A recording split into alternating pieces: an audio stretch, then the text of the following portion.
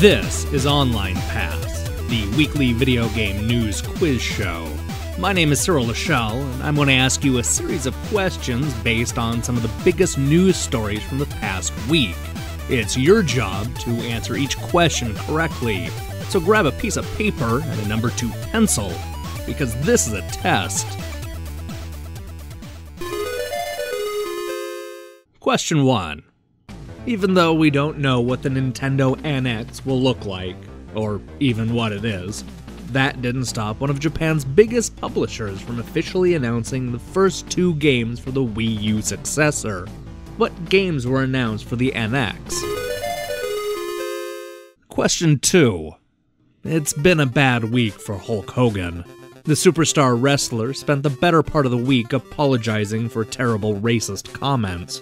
What's more, the WWE completely erased Hogan from their website.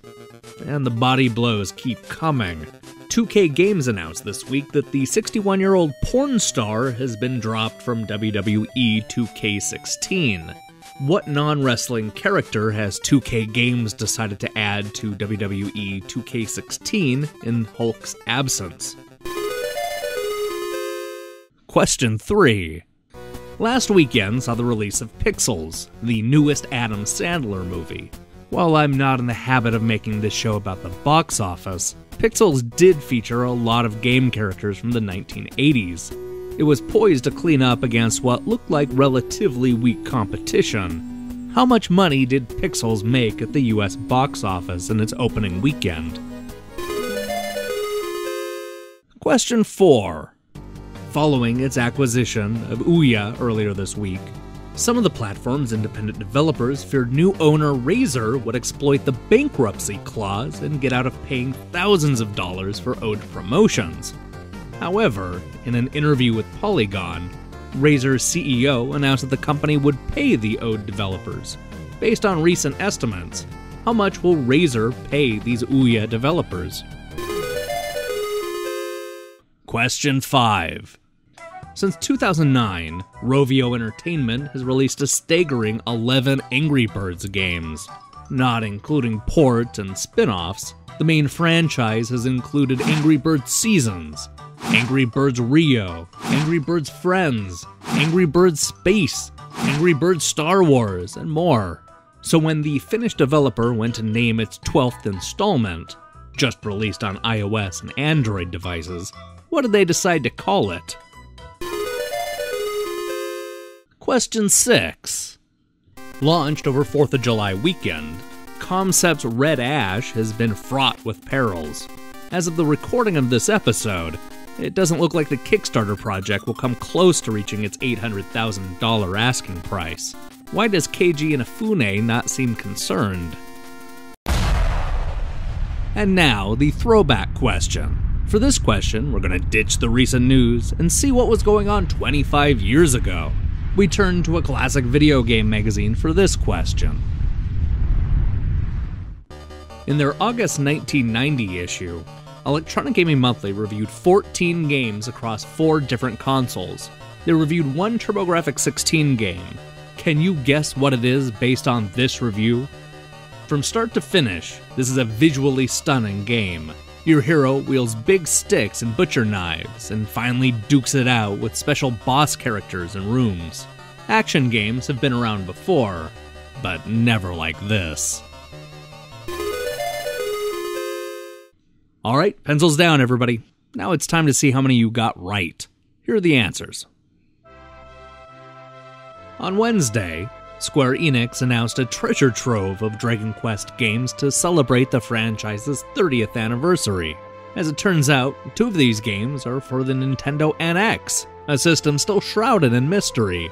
In 2016, the console will get versions of both Dragon Quest X and Dragon Quest XI, In Search of the Departed Time. This brand new Dragon Quest game is also coming to PlayStation 4 and new Nintendo 3DS. While it's doubtful the 2 stories are directly connected, it looks like Hulk Hogan will be replaced by Arnold Schwarzenegger's Terminator. 2K Games announced this week that they will offer a special version of the T-800 in their next game, but only for people who pre-order. Given the thumping Terminator Genesis took at the box office, perhaps 2K Games should have included a dinosaur from Jurassic World instead. Although his star has been waning in recent years, Columbia Pictures hoped that 1980s video game characters could turn Adam Sandler into an action star. The plan didn't work. Pixels was ripped apart by critics, and summer moviegoers decided to stay home. This resulted in a pathetic $24 million opening, less than what Jack and Jill brought in its first weekend. It was beaten by Ant-Man, and then quickly brushed out of the top 3. I guess what I'm trying to say is that you shouldn't expect Pixels 2 anytime soon. When Ouya started its Free the Game initiative, the company was set to match the Kickstarter funds raised for independent game projects. The goal was to secure an army of indie games that would be exclusive for the fledgling microconsole, even if for only a short amount of time. Unfortunately, this didn't pan out as smoothly as the developers hoped. 3 years on, the company still owes developers an estimated $620,000. Now it looks like Razer will pick up the tab, despite no legal obligation to pay out the money. When Rovio Entertainment went to name its 12th Angry Birds game, they went with an unusual choice: Angry Birds 2. This is especially confusing to people who played Angry Birds Trilogy on Xbox 360, PlayStation 3, Wii U, PS Vita, and, well, every other console active between 2012 and 2013. Makes me wonder what they packed in that trilogy. On second thought, I really don't care.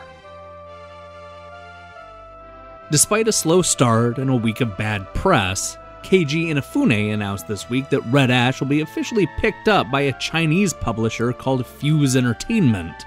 What will happen to the hundreds of thousands already raised in a month's worth of fundraising? Well, it's gonna go towards the stretch goals.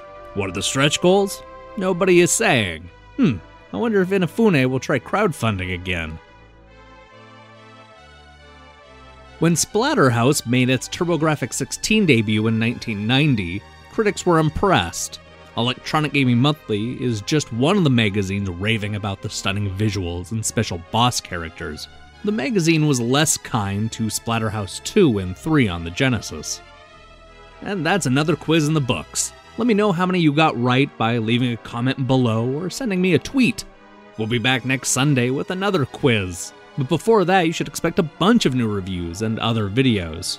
Oh, and while I have your attention, it's worth mentioning that we posted 5 brand new game reviews in the last week. They included everything from N++ to Deception 4 to Abyss Odyssey. It's quite a collection. So go ahead and subscribe to the channel and support what we're doing here. Until then.